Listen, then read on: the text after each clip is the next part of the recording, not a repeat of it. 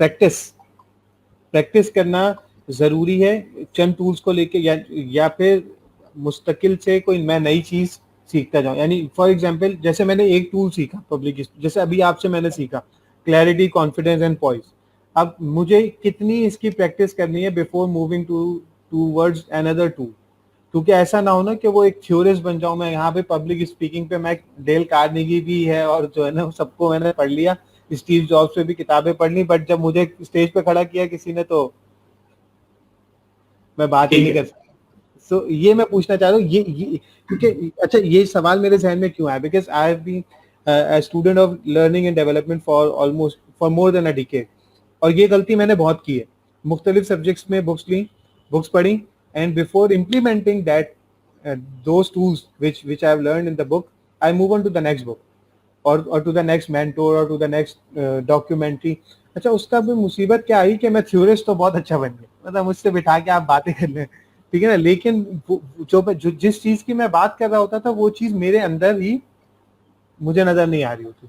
For example मैं किसी के पास गया कि भाई लेट्स सपोज मैं आपको कॉन्फिडेंस बिल्डिंग पे ट्रेनिंग कर रहा हूँ, तो but I have a issue in my own confidence. तो ये प्रैक्टिस का गेम, यानी ये बैलेंस कैसे मेंटेन रखना है किसी को, कि क्या सिर्फ नई नई चीजें सीखते चले जाओ या फिर इम्प्लीमेंटेशन उसको रखो, या फिर कुछ लोग सिर्फ इम्प्लीमेंटेशन की तरफ ना चले जाएं, तो how can we create that balance? अच्छा देखिए, इसको शायद इस तरह से ये हेल्प करे, आपको ना अपना एक या दो एरियाज चूज करने होते हैं। जैसे अब आपने मुझे कांटेक्ट किया, this is the first time that we are talking and you knew this के मेरा टॉपिक जो है वो पब्लिक स्पीकिंग है, ठीक है।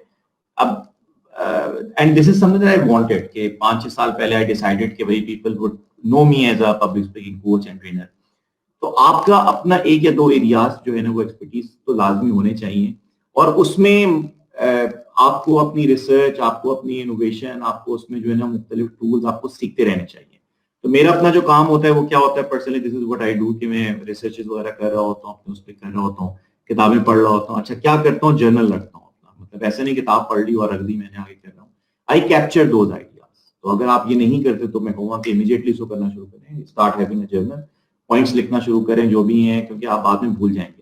अच्छा अब शौक से भी पढ़ता हूँ तो किताबें में मैंने चूज कर रहा हूँ। अच्छा जब मेरी वर्कशॉप होने लगती है, जब मैं स्पीच के लिए जाने लगता हूँ, तो फिर मैं की पॉइंट्स को जो है वो फिर मैं प्रिपरेशन की तरफ बात बहुत आती है कि खास तौर पे मेरी ओपनिंग कैसे होगी। मैं ओपनिंग पे बहुत ज्यादा मेरा जोर होता है। अच्छा what is the story that I am going to say, कोई ऐसी बात, कोई खास तौर पे जो आपने एग्जांपल्स देनी होती हैं, आपने जो कहानियां सुनानी होती हैं, आपने कोई शेर सुनाना होता है, आप उसकी डिलीवरी की प्रैक्टिस बहुत ज्यादा करते हैं। तो डिलीवरी की प्रैक्टिस अगर मैं कहूँ तो 3-4 एरिया से डिलीवरी की प्रैक्टिस बहुत जरूरी है। एक आपकी ओपनिंग, आपकी क्लोजिंग, ये दो सबसे अहम तरीन एरियाज हैं, इस पे आपको मार नहीं खानी होती।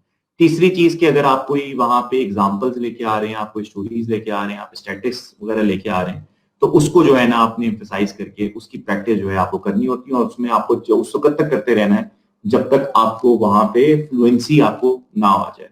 तो काफी मर्तबा मेरे लिए होता था कि मेरे लिए शुरू में ओपनिंग सेंटेंसेस करते हुए मैं घंटों प्रैक्टिस करता था, बैठ के खड़ा हुआ हूँ, कर रहा हूँ। अब नई चीजें सीख रहा हूँ, मैं सिर्फ ये कर रहा हूँ कि भी how I am going to open it, but that is when I am going for the workshop and I know कि एक हफ्ते के बाद मेरी ट्रेनिंग है, तो मैंने आज से करना शुरू कर दिया उस पर, एंड आई नो एग्जैक्टली कि what are the tools, what are the concept that I am going to share with them. I hope I answered this question.